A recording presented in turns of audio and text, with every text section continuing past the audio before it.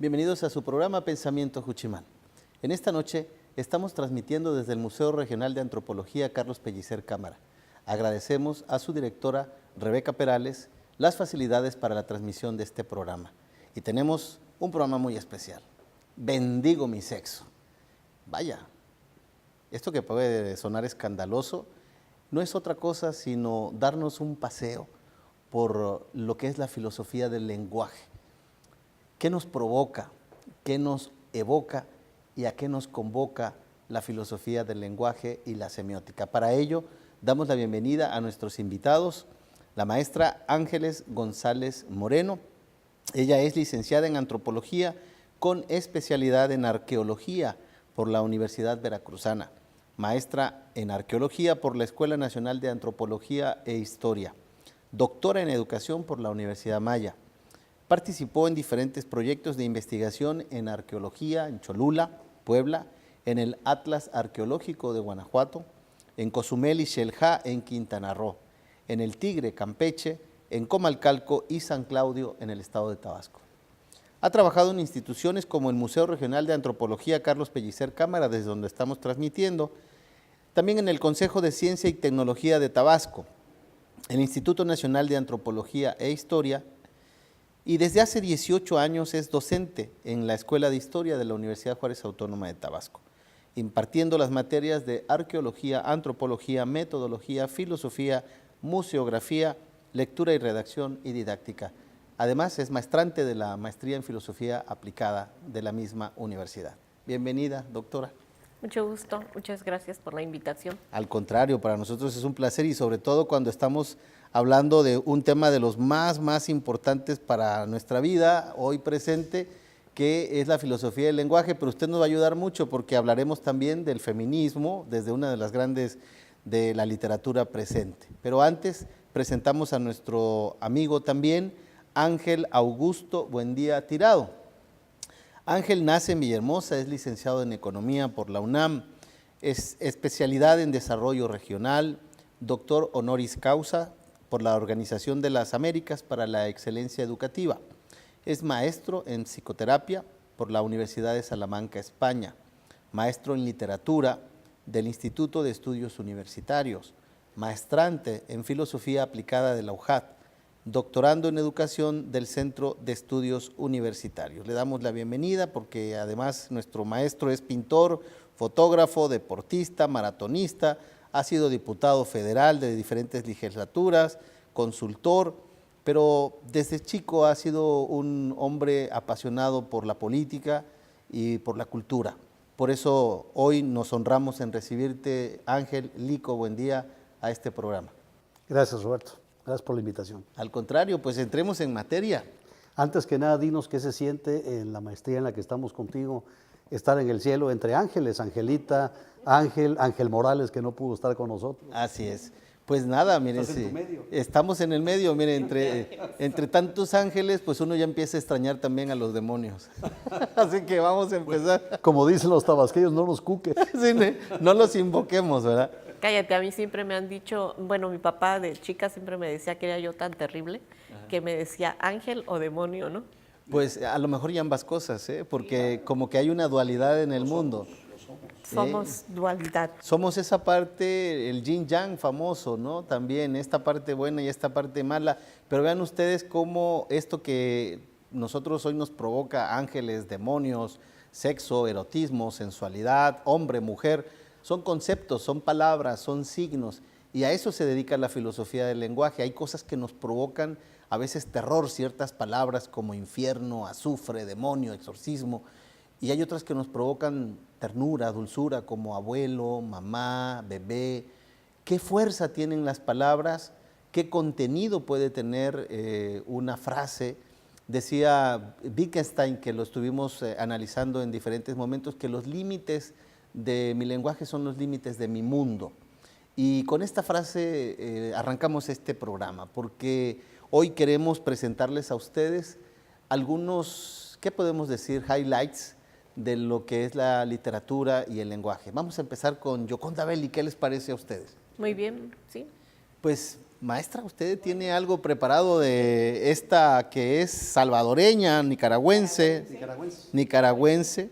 Bueno, el tema que vamos a abordar sobre de filosofía del lenguaje, pues sería algunos elementos de, primero vamos a empezar con lo que sería Yoconda Belli, es una mujer nicaragüense con un amor y una pasión por la vida, nació en 1948, es una poeta feminista y busca fusionar 4 elementos en su poesía. Estos elementos que ella trata de fusionar sería prácticamente la cuestión erótica, la cuestión política, el misticismo y obviamente el elemento principal que es la poesía, ¿no? Obviamente ella está manejando una filosofía feminista, ¿verdad?, en sus poesías, donde nos deja ver no solamente los elementos de este momento histórico que se vive en Nicaragua, ¿no?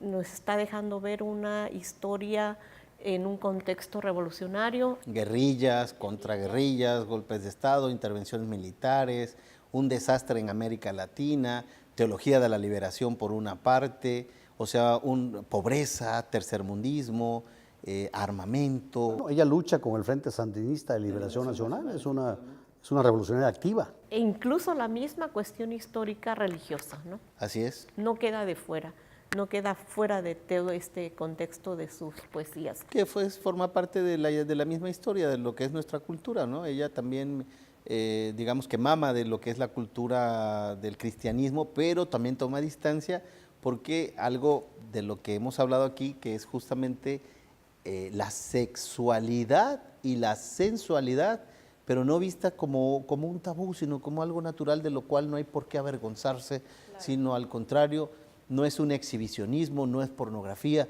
es algo bello, ¿no? Sí, incluso podríamos decir que además de esos elementos filosóficos ontológicos, ¿no?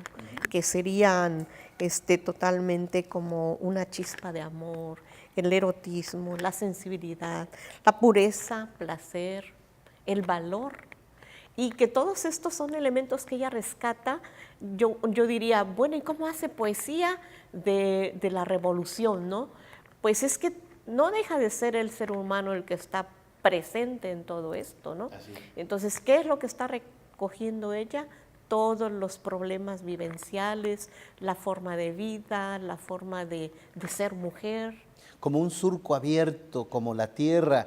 ¿Qué les parece si para ir adentrando a nuestros amigos cuchimanes vemos en sus pantallas en este momento uno de estos poemas para que sepamos de lo que estamos hablando? A Yoconda Belli, como a muchos, hay que leerlos, hay que disfrutarlos, gustarlos internamente. La filosofía del lenguaje no es solamente sobre los conceptos, sino lo que nos provoca, lo que nos evoca y lo que nos convocan esos símbolos. Vamos a ver qué le provoca a usted este símbolo cuando Yoconda Belli habla de un tabú que ella rompe con una delicadeza. Termina uno de sus poemas diciendo, y bendigo mi sexo, que lleva el título de este programa, pero el poema se llama Y Dios me hizo mujer. Vamos a verlo y regresamos para comentarlo. ¿Qué les parece? Muy bien. Volvemos. Y Dios me hizo mujer, de pelo largo, ojos, nariz y boca de mujer, con curvas y pliegues y suaves hondonadas, y me cavó por dentro.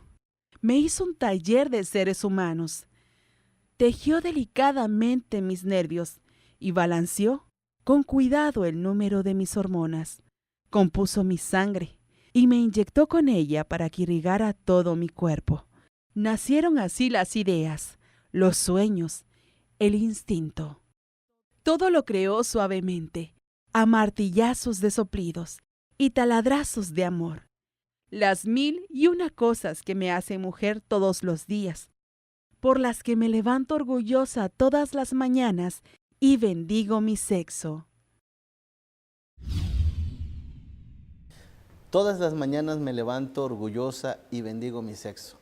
De hecho, es una oración, es una plegaria, dicha por una mujer Y ahora nos va a ayudar a interpretarla pues un noble varón. ¿Qué piensas de esta poesía? Podemos decirla, como dice Angelita, no veo yo mucho feminismo, sino que veo el naturalismo, pues, quizá en otras poesías sí se nota un poco más la parte de Gioconda Belli, esta revolucionaria, política, de izquierda, ¿no?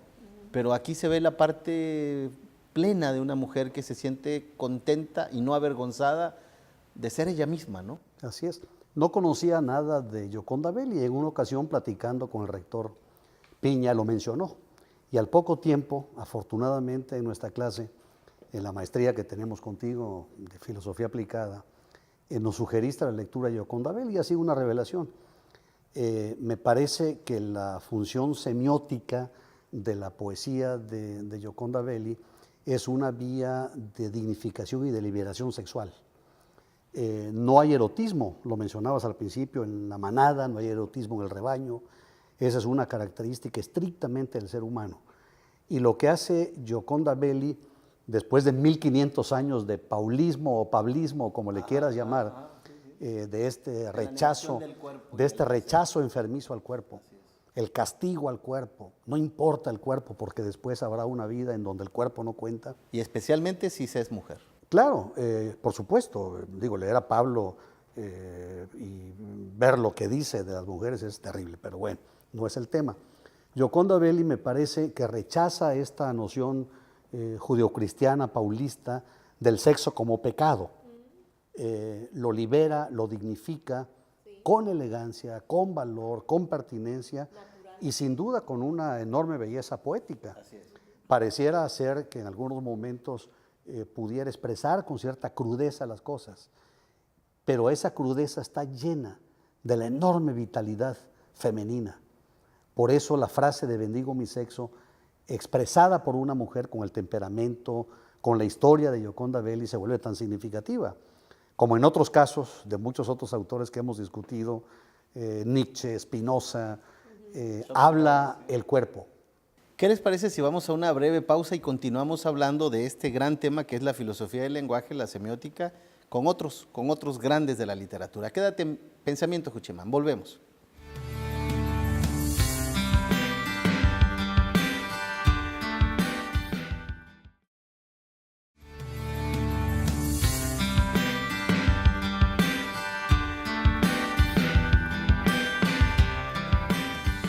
Estás en Pensamiento Juchimán y seguimos hablando de la filosofía del lenguaje, la importancia de los signos, de los conceptos. En este caso con Gioconda Belli. ¿Qué nos querías decir, Lico, de Gioconda Belli? Me recuerda mucho el hedonismo epicureísta, que afirma que el placer nunca se justifica, si implica un displacer posterior. Y aquí aparece algo que creo fervientemente y que está en la lógica de la poesía de Gioconda Belli, aunque no lo dice explícitamente, que es goza y haz gozar sin hacerte daño a ti ni al otro, sobre la base de un contrato sinalagmático, digamos, no firmado entre individuos en los cuales el límite es la ética.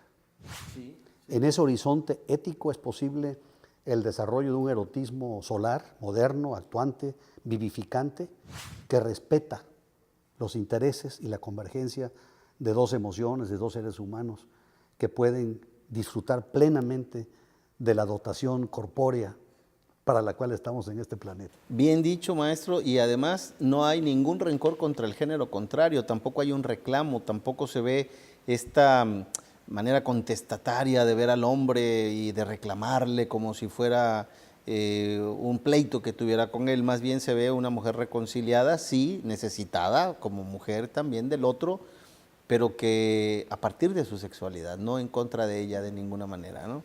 Sí, incluso yo creo que vale la pena mencionar esa poesía de consejos para la mujer, ¿no? Oh, sí. En la parte esta que yo digo un tanto feminista, porque finalmente ella dice, en su poesía manifiesta precisamente esta lucha como mujer que tiene que enfrentar dentro de la guerra, ¿no?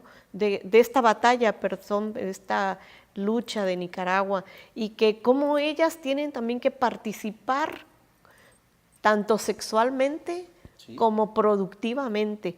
Entonces, dentro de estas poesías te demuestra, cómo ser fuerte ante la adversidad que están ellos viviendo, ¿no? Se afirma en el yo y empareja el fusil y la letra. Hermoso, que a mí me recuerda, me evoca a las famosas Adelitas en la época de la Revolución Mexicana, que iban acompañando a las soldaderas y que sin ellas muchos sostienen que no hubiera sido posible ganar la guerra. ¿Qué les parece si vemos un brevísimo fragmento de Consejos para la Mujer Fuerte de Gioconda Belli, dejándole a usted, querido televidente, que disfrute el poema completo? Lo puede encontrar usted con Gioconda Belli, pero vamos a darle solamente un adelanto para volver con otro de los grandes de la filosofía del lenguaje, quizá el más conocido, con Umberto Eco. Volvemos después de este poema de Gioconda Belli. Consejos para la mujer fuerte. Si eres una mujer fuerte, protégete de las alimañas que querrán almorzar tu corazón. Ellas usan todos los disfraces de los carnavales de la tierra, se visten con culpas, como oportunidades, como precios que hay que pagar. Te hurgan el alma, meten el barreno de sus miradas o sus llantos hasta lo más profundo del magma de tu esencia. No para alumbrarse con tu fuego, sino para apagar la pasión, la erudición de tus fantasías. Si eres una mujer fuerte, tienes que saber que el aire que te nutre acarrea también parásitos, moscardones, menudos insectos que buscarán alojarse en tu sangre y nutrirse de cuanto es sólido y grande en ti. No pierdas la compasión, pero témele a cuanto conduzca a negarte la palabra, a esconder quién eres, lo que te obligue a ablandarte y te prometa un reino terrestre a cambio de la sonrisa complaciente. Si eres una mujer fuerte, prepárate para la batalla, aprende a estar sola, a dormir en la más absoluta oscuridad sin miedo, a que nadie te tire sogas cuando ruja la tormenta, a nadar contracorriente. Entrénate en los oficios de la reflexión y el intelecto. Lee, hazte el amor a ti misma. Construye tu castillo, rodéalo de fosos profundos, pero hazle anchas puertas y ventanas. Es menester que cultives enormes amistades, que quienes te rodean y quieran sepan lo que eres, que te hagas un círculo de hogueras y enciendas en el centro de tu habitación una estufa siempre ardiente donde se mantenga el hervor de tus sueños. Si eres una mujer fuerte, protégete con palabras y árboles e invoca la memoria de mujeres antiguas. Has de saber que eres un campo magnético, hacia el que viajarán aullando los clavos derrumbados y el óxido mortal de todos los naufragios. Ampara, pero ampárate primero. Guarda las distancias, constrúyete, cuídate. Atesora tu poder, defiéndelo, hazlo por ti. Te lo pido en nombre de todas nosotras. Seguimos en Pensamiento Juchimán y bueno, uno de los grandes de la semiótica, de la filosofía del lenguaje, es justamente Umberto Eco. Y de Umberto Eco hay mucho que decir, pero quizá usted no recuerde tanto su nombre como una de sus obras que se llevó al cine, muy conocidas, que ya es un clásico. Invitamos a que usted lo vuelva a ver si no lo ha visto aún, que se llama El nombre de la rosa. Qué extraordinaria manera de retratar a la Edad Media, con todos sus actores, con toda su problemática, desde lo que es un monasterio. Pero ¿por qué es importante Umberto Eco hoy para los que estudian el lenguaje? ¿Qué han encontrado ustedes? Bueno, para hablar de Umberto Eco, obviamente tenemos que mencionar que además de novelista, ¿verdad?, es también filósofo y que, bueno, nos lleva a este tipo de mensajes, de contextos históricos de la época medieval, ¿no?, donde se está dando esta idea del cristianismo, de la cuestión de fe, de muchas cuestiones simbólicas que tienen que ver con la parte religiosa, con Dios, ¿no? Otro punto importantísimo y que podemos verlo en en el ensayo o en esta novela es esas formas de entender lo que sería la realidad. Una realidad ligada a un momento histórico con muchos problemas económicos, sociales, ¿verdad? En donde la gente quizás producía para un grupo específico que sería la iglesia. Sí, que para no demonizar, digamos, la novela o sacarla fuera de su contexto, en la Edad Media los monasterios eran no solamente los centros culturales, porque era el lugar a donde tenían acceso solamente los que podían estudiar, por ejemplo, latín y letras, pero sino eran también centros de cultivo donde se producían pues los granos, eran almacenes, se producía el vino, pues de ahí surgen los telares y en fin toda la economía local, incluso en México en la época del virreinato, ya estamos hablando de siglos después, los monasterios, los conventos, tanto de religiosos como religiosas, van a ser los centros de cultura, pero también de economía de las poblaciones, así en Puente Grande, en Michoacán, en Puebla, aquí mismo en Tabasco con los franciscanos. Y eso evoca la novela de Humberto Eco. Nos invita a retratar eso, pero además saca algunos elementos que son importantes desde el punto de vista humanista. Claro. Saca al hombre en su problemática, no solamente de frente a Dios, sino de frente también a la relación en el mismo monasterio, ¿no? Su contexto social dentro del monasterio. Así es, las clases sociales, pero también retrata un elemento importante. Veíamos en algún momento al doctor Raúl Mora en su libro que ustedes verán en pantalla, se los recomendamos también, los textos de interpretación simbólica, donde hace un cuadro semiótico. Un cuadro semiótico, amigos juchimanes, es un cuadro técnico, digamos, donde se expresan los elementos que están en juego, simbólicos, los signos de una novela o de cualquier poesía o de cualquier obra literaria, y se muestran los que están en contradicción unos con otros para tratar de dilucidar qué es lo que el autor nos quiere decir más allá de las letras. Es toda una técnica de interpretación simbólica que hoy muchos literarios y muchos filósofos también lo utilizan. Y Raúl Mora pone dos signos en contrarios, la rosa, el nombre de la novela, y la risa, que también está presente ahí. Es decir, ante lo acartonado que te provoca la religión, los rezos tristes, lúgubres, lo que hay que hacer, levantarse a las 3 de la mañana, hacer las penitencias, los ayunos, etcétera. Cállate porque estás en la iglesia, no grites, no corras, no llores, que los niños no se muevan, etcétera. Humberto Eco nos habla de algo tan humano, tan elemental, tan primario, que es la risa, que es el buen humor, que es aquello que no puedes tú dejar que cancelarlo, que no puedes prohibirlo, ¿no? Que es lo humano. Y no sé si a ustedes algunas veces les ha pasado que estamos en alguna reunión muy seria, ¿no? Y hablando de cosas trascendentes, y de pronto te da un ataque de risa. Sí, incontrolable. Incontrolable, o de pronto alguna situación realmente chistosa y todo el mundo se quiere reír, y de pronto nadie, porque el formalismo es políticamente incorrecto, etcétera. Y cuando lo que hay que hacer, a lo que nos invita en este caso Humberto Eco, pues es a reírse, ¿no? A dejar que fluya, ¿no? Incluso la misma contradicción. ¿Qué dices, Lico? Te veo ahí pensando. No, es muy interesante lo que comentas, Roberto. Esta novela formidable, escrita hace casi 40 años ya, ambientada en el siglo XIV, en 80, así es. Publicada en 1900. Hace casi 40 años ya. Está ambientada en el siglo XIV, 1300 y pico, no recuerdo, en un conflicto entre dominicos y franciscanos en los que interviene el Papa y demás. Los seres humanos somos fabricantes de símbolos, de signos y símbolos. Somos semiófagos.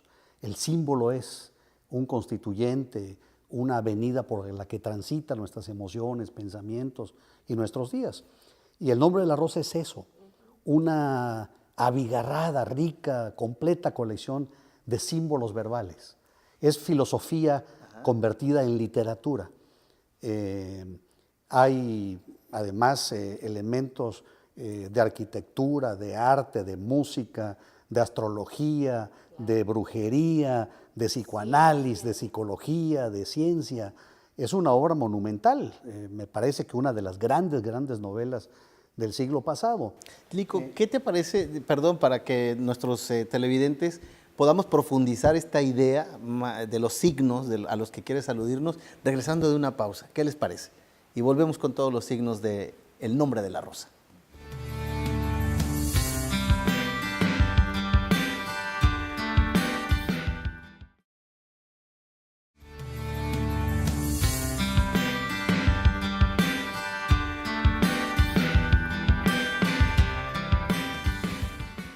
Seguimos en Pensamiento Juchimán y hablábamos con Lico Buendía y Ángela González sobre El nombre de la rosa. Te interrumpimos, amigo, pero cuéntanos, estos signos atiborrados que tiene la novela más importante para la semiótica en la Edad Moderna.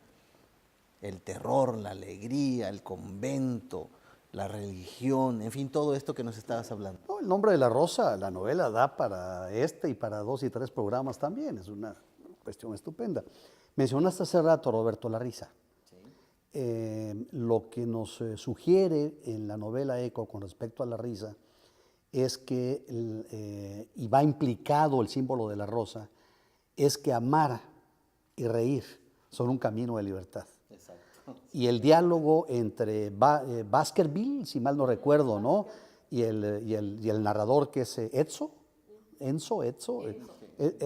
el narrador principal que lleva la voz narrativa de la novela, es un diálogo en el que sistemáticamente aparece reflejado el humor.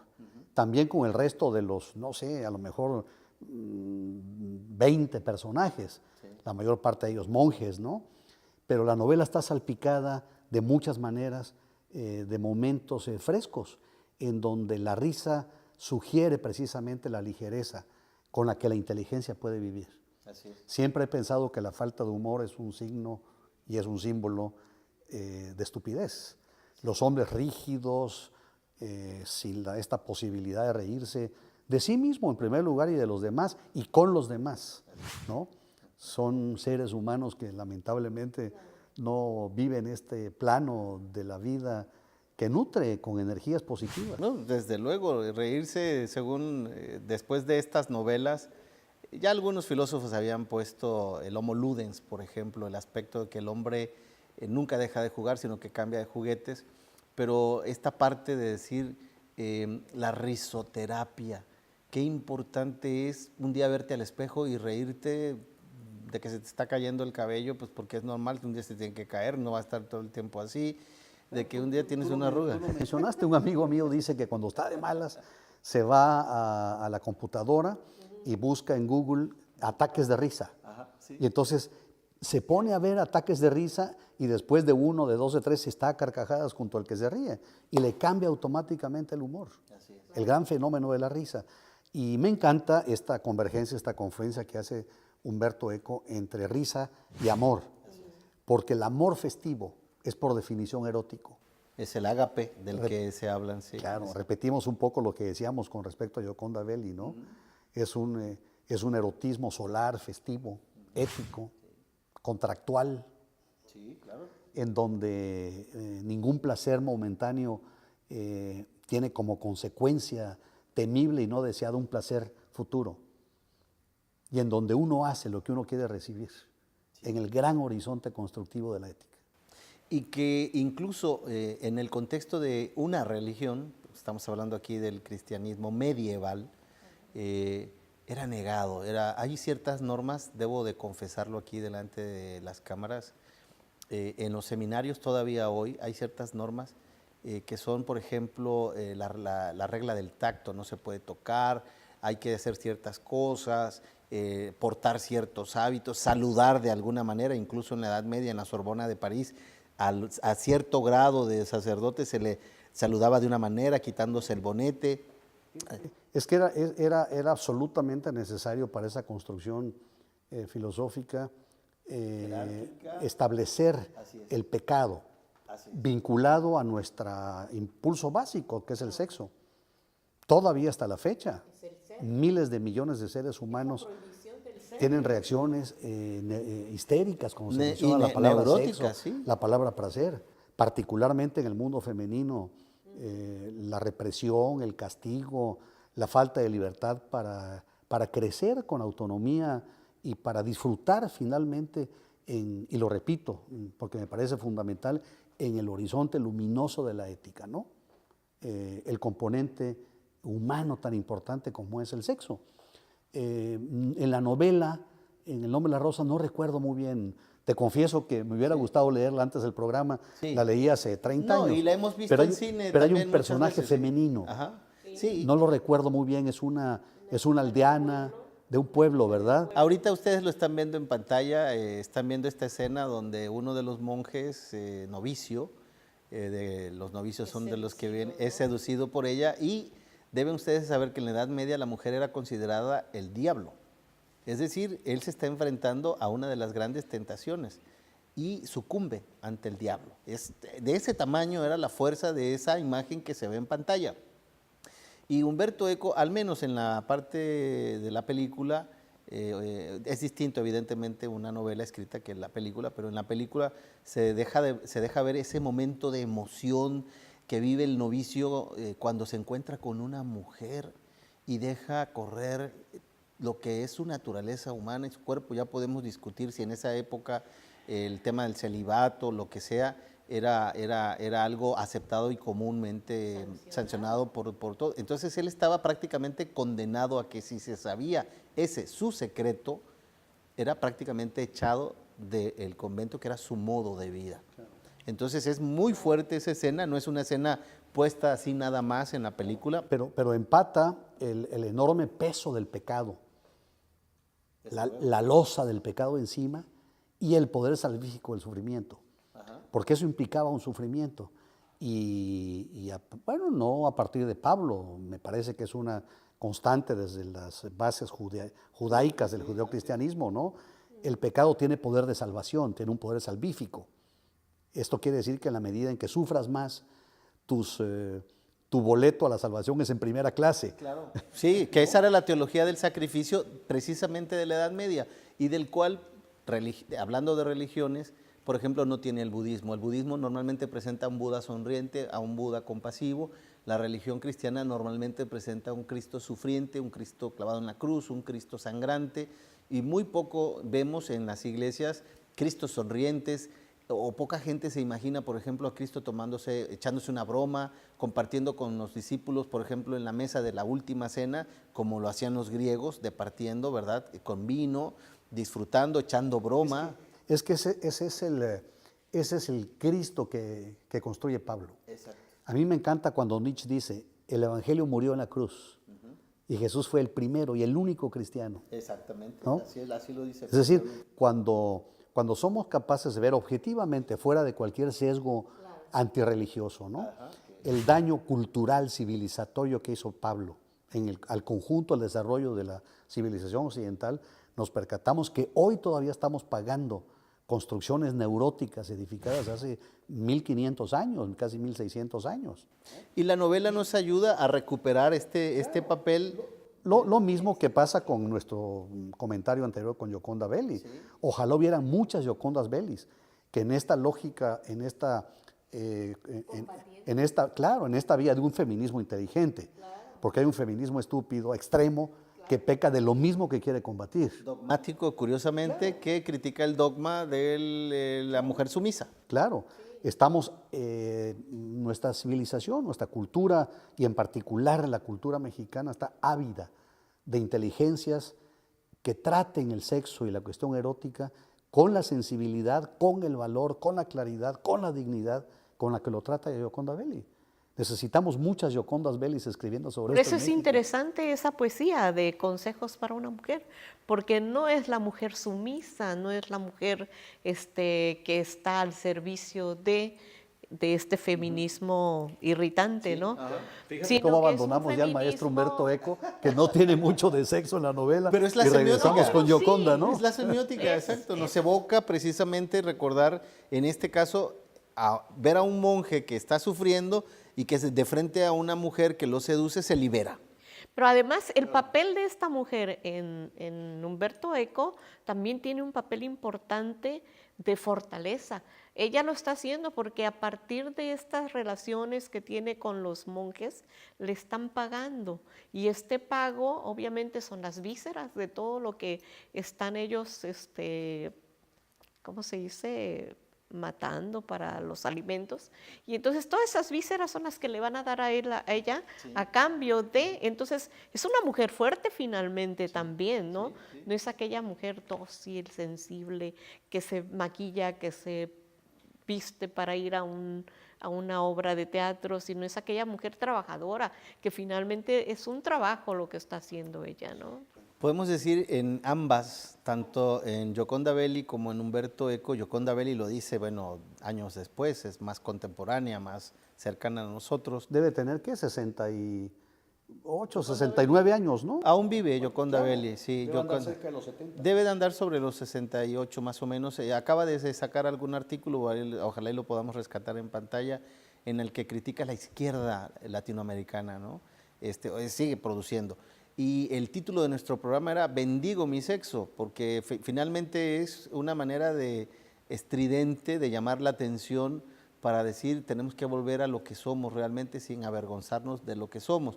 Lo mismo que hace Umberto Eco al poner esta parte también. Este monje finalmente bendice varias cosas. En un ambiente de plegarias, de rezos, lo que no se bendecía era el cuerpo ni la risa. Y Umberto Eco nos invita a bendecir nuestro cuerpo sexuado, es decir, no angelical, no sin sentir, sino es ese cuerpo que siente, ese cuerpo que se erotiza, ese cuerpo que siente deseos y que siente deseos también de salvación, ese cuerpo que al mismo tiempo tiene deseos de reír. Esto es Umberto Eco y Gioconda Belli. En esta parte de la filosofía que hemos estado meditando con ustedes, queridos televidentes juchimanes, y queremos invitarles ahora, si les parece, que hagamos, si te veo sí, inquieto, Lico, a ver. Para terminar sí, con Umberto Eco, ya confesé que no alcancé a leer la novela, ajá, sí, pero salgo de aquí a leerla. Sí. Pero fíjate, me encontré en Apostillas al nombre de la rosa, que publica Eco en 85, un verso de Sor Juana Inés de la Cruz. Oh, sí. Dice, rosa que al prado encarnada te ostentas presuntuosa de grana y carmín bañada, campa, lozana y gustosa, pero no, que siendo hermosa también serás desdichada. Entonces me encantó cómo Eco echa mano de nuestra figura literaria. Literaria, ¿no? Sí. Sí, claro. Bueno, pues les invito a que veamos ahora a continuación, al volver de una pausa, uno de los poemas que también abordaremos con ustedes, Muerte y Vida en Netzahualcóyotl, recordando que estamos transmitiendo desde el Museo Regional de Antropología de Tabasco, y esto nos ayudará también a descubrir que la poesía de ninguna manera es fruto de la literatura española. Desde antes, desde la época precolombina, nuestros ancestros también hacían poesía. Quédate con nosotros.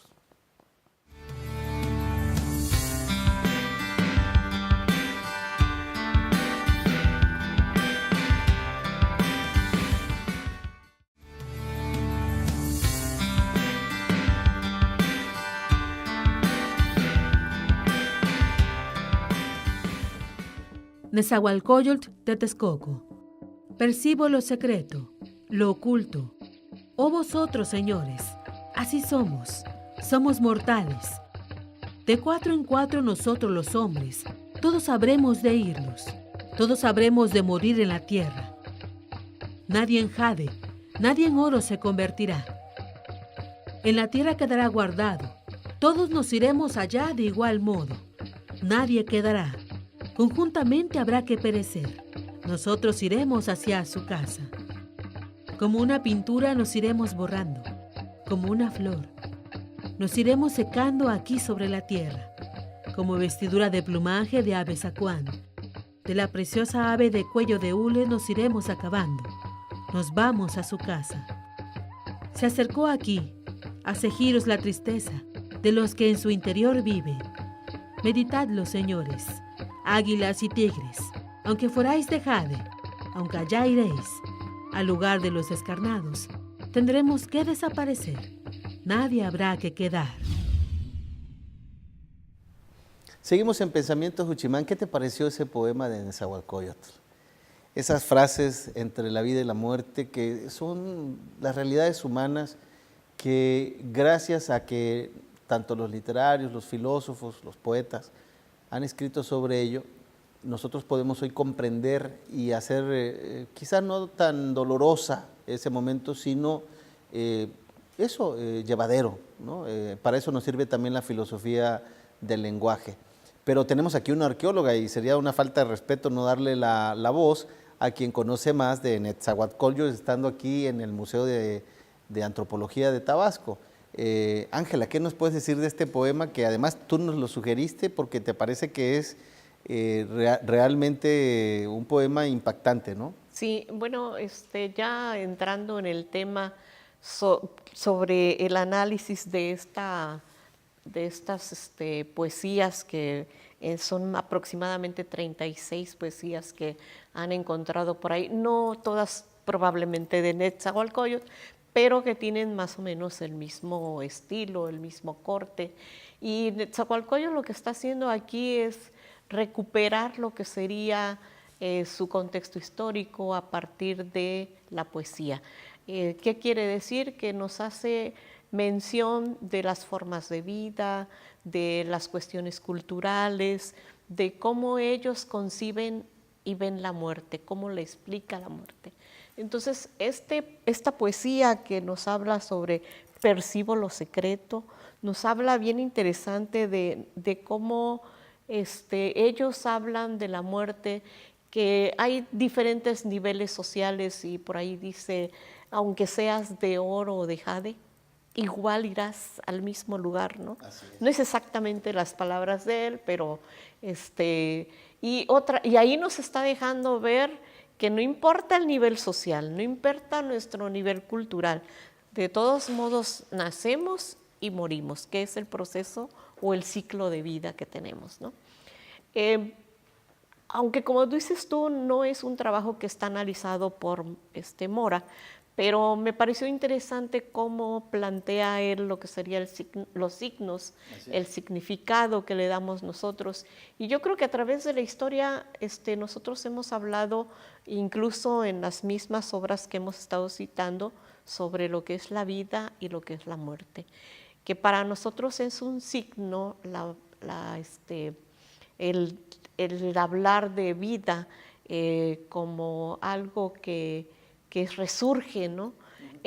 También podríamos hablar de otros elementos que están planteando aquí, como hay unas partes, dos fragmentos que me interesaron. Dice, todos iremos como una pintura, nos tenemos que borrar. O sea, esta parte que también tiene que ver con el significado de la muerte, ¿no? Sí. Dice que como una pintura que nosotros hemos visto las pinturas con todos los colores, dándonos ideas muy claras, lo rojo, lo amarillo, ¿no? Pero dice, cuando esto se borra, es así como llegar a la muerte, ¿no? Llegar al final. Otra parte que dice, como una flor, nos iremos secando, aquí sobre la tierra. ¿En dónde es que el ser humano vive sus mejores o sus peores batallas? En la tierra. Okay. Entonces, para la cultura prehispánica habla de tres niveles bien importantes. La tierra, que es donde vivimos y donde, enfrentamos nuestras mejores o nuestras peores batallas, que sería la vida, la muerte, la risa, el amor,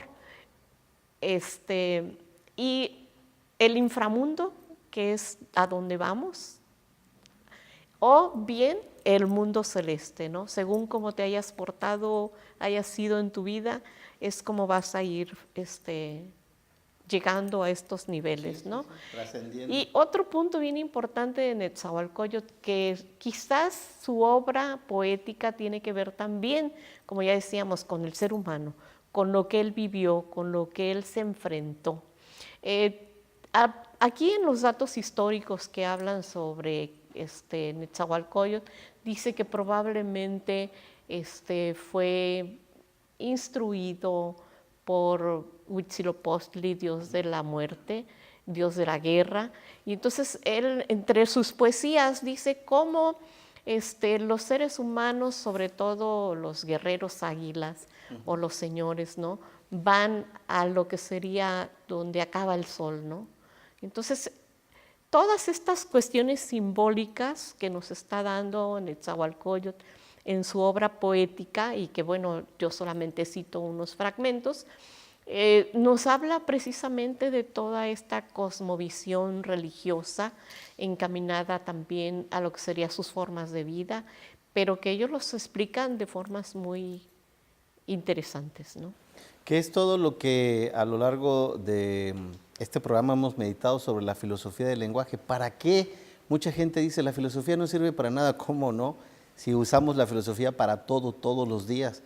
Escribiendo una carta solo de amor, ya estamos expresando una filosofía, un lenguaje.